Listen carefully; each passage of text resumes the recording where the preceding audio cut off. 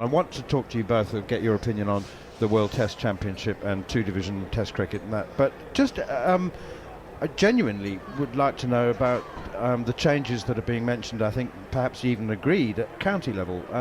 Is there too much county championship cricket? They're not agreed. Nothing's agreed. Is it, well, I mean, county cricket wouldn't be county cricket if people weren't constantly wanting to change it and tinker with it, even when it seems to be working quite well.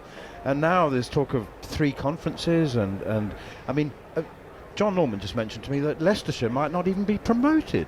And they're 40 points clear of Division 2. What is going to happen next season? Oh, no one could tell you that. Honestly, I don't think anyone could tell you that because we don't know. Do you know, I've been thinking, this is relevant, I am answering your question really, but to go back to the sort of bowlers looking, well, they're all 3 miles an hour, 5% down on pace, aren't they, right? Apart from Stokes, who's a sort of mythical creature at this stage. Of course they are. They're playing a 5-test series in, 6 or 7 weeks? Do you remember when we started watching cricket, there were rest days? Yeah? The Sunday, they would all take a day off, recover. There would be at least a week between tests. Admittedly, they might go and have to play county cricket or something. Yeah, 2 games. But they might. But they wouldn't necessarily. I mean, do you remember Bob Willis playing for Warwickshire in county games? Well, not many people do. But if you had seen him, it's fair to say he didn't give it absolutely everything. And nor should he have done, of course. But we're asking too much of them. And it's the next test has started within, 90 hours from us sitting here right now. Yeah, right. I mean, you're tired, right? Yeah, I'm exhausted. I'm emotionally spent. And all we do is sit here and eat cake. So these poor fellas, no, it's not about getting the best. No decisions in cricket are really made from cricketing decisions. They're all made from economic reasons, aren't they? And it would be really nice if they were made from cricketing reasons, but they very, very rarely are. So when you talk about 2 divisions in Test cricket, it's not about 2 divisions, it's about 2 tiers. If there were promotion and relegation, I'd be right up for it. I think that's terrific. But can you see India, Australia and England saying, no, fair play, no, smooth. They'd be immune. They'd be immune. Well, then it's not 2 divisions, is it? Well, it's not, though, is it? Let's be honest with our terminology. That's 2 tiers. Sanjay Gupta has been appointed as the ICC chief executive in order to oversee the formation of 2 divisions. So it's really a question of what he will do and how he will decide. It will be done. And honestly, George, as preposterous and as ridiculous as it sounds, I can honestly see a situation in which there are 7 teams in Division 1, there is promotion and relegation, and the big 3 will be immune. Yeah, I think we can all see that. Just quickly. From relegation. Even more, I would find even more difficult to stomach would be Pakistan being put in the 2nd tier for reasons which, again, have very little to do with cricket. And there becomes a point where you've just got to say no and if necessary walk away from it. Honestly, morally, that cannot happen. I just think it's surely it's the precursor to the contraction of Test cricket. I cannot see it any other way. I just can't. Division 2 will be a slaughterhouse. Oh, no, nobody will get out of it. Well, then what's the point? And then because, a lot of those countries that would be in Division 2 rely on India tours to make money. Even, what am I saying? Australia relies on almost solely on tours by England and India to make money. They work on a 4-year cycle because they have to, because it has to include those 2, because they'll lose money in the other years. So, look, for me, it's just like a soft launch of the contraction of cricket. That's all it can be. If you end up not having promotion and relegation, and if 3 teams are immune, then how is that there any kind of fairness in competition? There's no jeopardy. There isn't. And jeopardy's a great thing. Relegation's a great thing. Relegation makes promotion all the sweeter. The bad times make the good times better, right? Is that what Sweet Caroline says? Come on, I've been in this environment too long. They shouldn't fear it. It's one of the problems where, American sport doesn't particularly seem to get this. But promotion and relegation in the county game, which is obviously up for debate right now whether they carry on with that, it's been fantastic. It's the perfect incentive or disincentive in that everyone desperately tries to avoid relegation, but actually it doesn't really matter. It's not like people go bankrupt. It's not like perhaps it is in football.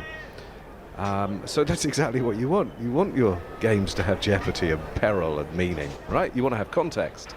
But you don't have context if 3 of them have a free pass, do you? So what is the beef that people have with county cricket as it stands at the moment, Melinda? Why are people wanting to change it? What's this talk of 3 conferences of 6? And basically, I mean, it sounds like a sort of pub beer garden. You know, children can go and have a Coke and crisps in the garden while the adults get on with it. I mean, I honestly don't understand it. Can you explain? Well, I think it all comes down to the fact that you're trying to fit 4 formats into a short summer, and it comes down to money, doesn't it? Ever since the 100 has come in, it has meant everything else has been squeezed in around the outside. We've had the downgrading of the one-day cup. When you go and watch those games, you're often watching players who are closer to 40 and teenagers in a lot of the games that I've seen. So that's been downgraded. And then you're trying to squeeze everything else around that August, that whole month of August that has kind of been taken out of the equation for every other format now, and except for that's when they play the downgraded one-day cup. So how do you squeeze it in? You've got the PCA has come out and said that the majority of players want to play less. They want to play fewer games, so you've got this possible reduction of the amount of games in the county championship. But that's then because everything's being squeezed in. You're trying to squeeze in the Blast, you're trying to squeeze in the county championship. I think that's sort of where it all comes down. It's like, I don't know, it's like sticking your fist into a full jar of water. Something's going to spill out.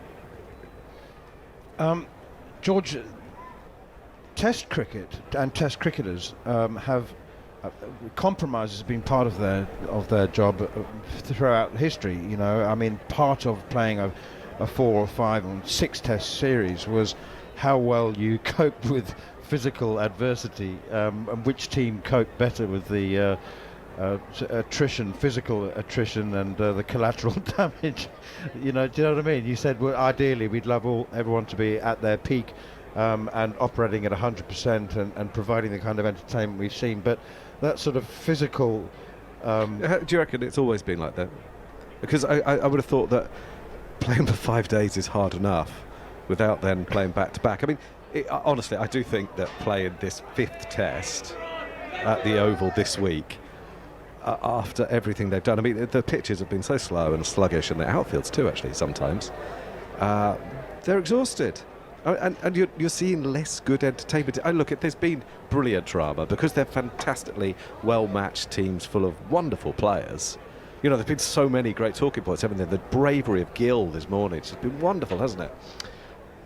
But it's not really fair on them, you know, in terms of the duty of care to them. It's not really a long-term policy to get the best. We're very lucky in England in particular that Test cricket still attracts a lot of people, but there's no room for complacency. And I don't know that the product, this is probably a bit unpopular, I don't know that the product's been quite as good as some people are saying it is. All these people saying, is this the best series since 2005? I don't know what they're talking about. And I suspect they don't either. There's loads of... They're not saying, is it like 2005? Because that's a standalone that will never be matched, I don't know. I think but is it the second best? Oh, in what way? I don't know. Drama. There's been some pretty attritional cricket in this series, and some pretty slow, sluggish, attritional wickets. I don't think the wickets have been very good, if I'm honest. No. Okay, so I think that's different. And I think, actually, the players have done really well to sort of make it as entertaining as it's been, but sometimes it's been quite slow burning. I mean, I don't think aspects of yesterday weren't vintage, and the day before, weren't there? We used to love a dogged fight to save a Test match. But wait, that was the 5th highest total England have ever scored. I think generally, it's a slightly different point, that the game is slightly more entertaining, Test cricket, when the ball is dominant to a degree. You don't want to go too far over the bat, but you know, I thought that pitch at Taunton looked like a lot of fun in the last week or so. So there's a balance, of course there is, and I don't think actually we've got it right this series. And I think it's largely again because for economic reasons. Again and again, I think that's the issue. Looking at the county championship, people feel that there's too much cricket. Too much championship cricket. No, too much cricket, but the championship might be the easiest one to cut, some people think. But look, there's been a resurgence of support for the Championship in the last few weeks from some of the counties. And this is how you end up with Leicester not being promoted, potentially. And if you stay with 14 Championship games, have a top division of 8, well, there's 10 in it at the moment, so how do you get to 8? And maybe you relegate 3, which is quite a big deal. It's a bit of an amateurish sport that we're just about to go into August, and we don't know what the consequences of this season's domestic tournaments are. It's a bit rubbish, isn't it?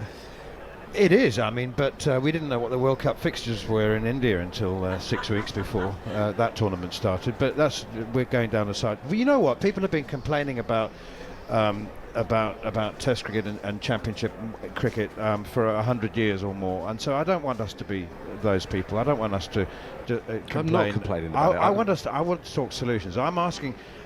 All I'm qualified to do is ask the question. So just come up with what ideas do you like? I'm not saying that any of us are qualified to come up with a perfect solution to the Championship and to the English summer. But what aspects, Melinda? What would you like to see? What do you think will work? So if you were to be consulted in an advisory capacity by the working group to come up with solutions for the county championship and international, the World Test Championship. Let's stick to county cricket for now. What do you think? Do you think a reduction in the number of games would be a good thing? I don't think a reduction in the amount of games would be a good thing. I guess then you just look at if you don't do that, you have to look at the way that the blast is structured as well. I've always said I don't think the game can continue to sustain 4 separate formats. It's going to be very interesting to me to see what happens once we see the new ownership come in for the 100 teams. Yeah, well, when the Manchester Supergiants and the IPL takes over the 100, it will become a T20 tournament, and the blast will be sidelined like the One Day Cup. Yeah, I can see that happening very, very much, and I think that would be very sad. I don't think the 100 will stay a 100 tournament. I think it'll end up being a T20 tournament anyway, and then you will end up seeing the smaller counties squeezed out, and I think that would be a crying shame. But it's a bit like the soft launch of the promotion and relegation, or no promotion and relegation, having a 2-tier test championship as well. I think there'll be the squeeze, and we'll probably end up losing a few counties, and that's not what I would like to see. But I kind of don't see any other way that it works, because there's too much to try and squeeze in. It's not what I want, George. There's an old joke, isn't there, about some fella stopping in the middle of nowhere, winding down his window and asking for directions, and the reply is, "You don't want to start from here." I think that's probably my answer. I could give you a longer one, but I think it would bore people. What's good? Just think, what Masses. do you not want to throw out? Well, promotion and relegation's been brilliant for English cricket. Come on, you remember what it was like in the olden days. There was a lot of consequence-free cricket. There was a lot of tubby fellas bowling some really medium pace overs. And at the start of this century, England went to 4-day cricket with promotion and relegation. And do you know what? Suddenly England had a really bloody good test team, and it's not a coincidence. It's not a coincidence. That was the strongest years I've seen for the county championship was about 2001 to about 2008 or 9. And England went to number 1 in the world they won the Ashes in 5, went to number 1 in the world in 11 or 12. It's not a coincidence. So in a perfect world, you might go back to that, promotion and relegation, 3 up, 3 down. But it's impossible to get the number of games for integrity. Now, I'm always loath to say what one of the solutions could be, because I don't pay to get into cricket and haven't done for quite a long time, and the people who do aren't consulted in anywhere near the way they should be.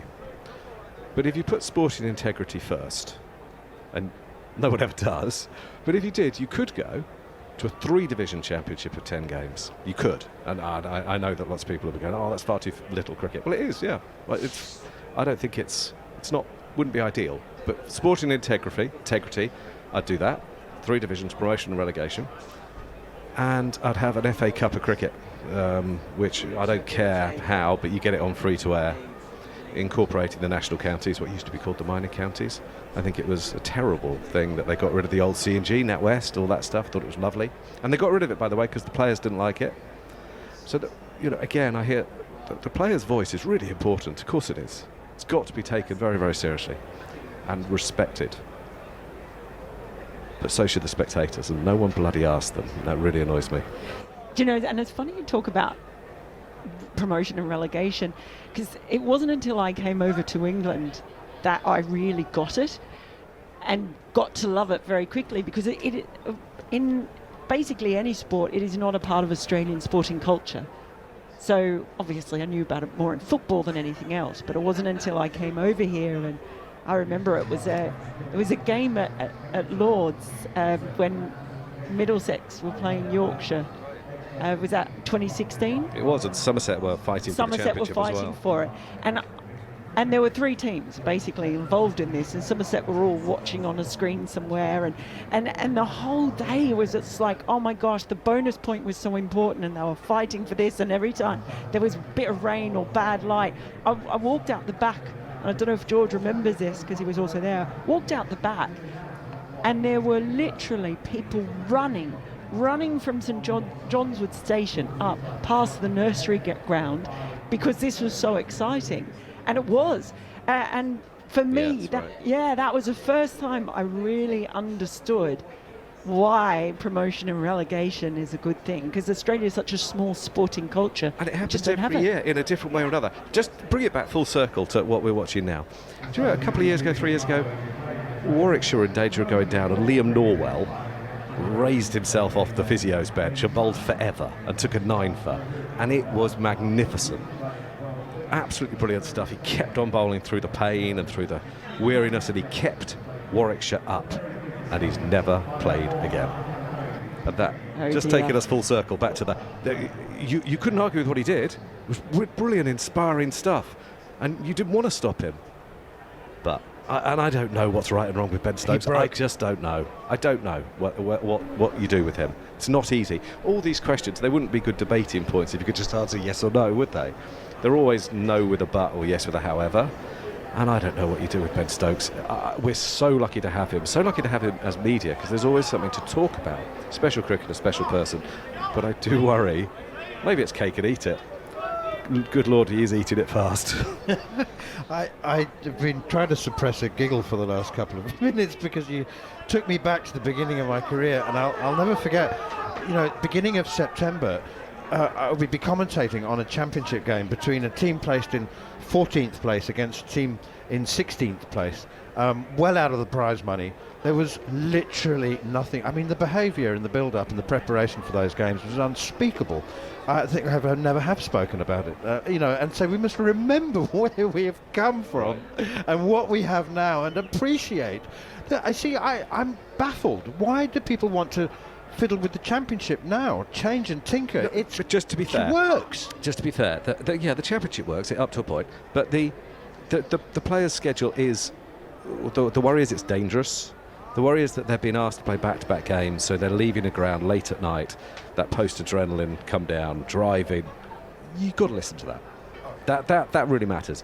I think they maybe haven't framed it as well as they might have done at times. They need to say the schedule is poor rather than they play too much. There's that subtle difference between those phrases. But I think we have to respect that the schedule is poor, and you can't be having that situation where you're putting young people at risk. Just back to the point of what you're talking about before, that's what it is, the danger. We spoke about Jeopardy, having Jeopardy in context for cricket. I mean, I've been doing a lot of commentary for the ICC around all of those qualification pathway tournaments in ODI and T20 cricket. And it's fantastic cricket, because there's always context, and there's always Jeopardy, and there's always something to gain.